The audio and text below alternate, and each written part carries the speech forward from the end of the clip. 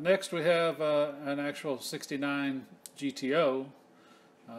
Sad story is this car was a victim of the Hurricane Harvey that hit Texas back almost 3 years ago. So the car was flooded.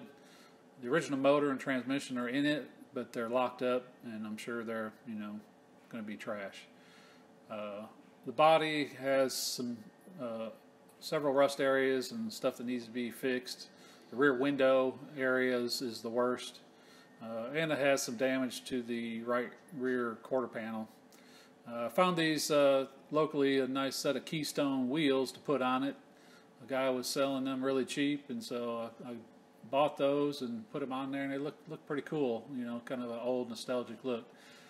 Inside, I've got some of the parts to fix the rear package tray, to replace it, and also the panel that's above the trunk, which is in the process of being all cut out and removed, so I can weld in the new metal. And of course, parts and junk piled all over everything because where else do you put it sometimes? You can see that right rear quarter panel has some bad damage there in the right corner, and so that's going to be kind of a big issue to try to fix, but we'll figure it out.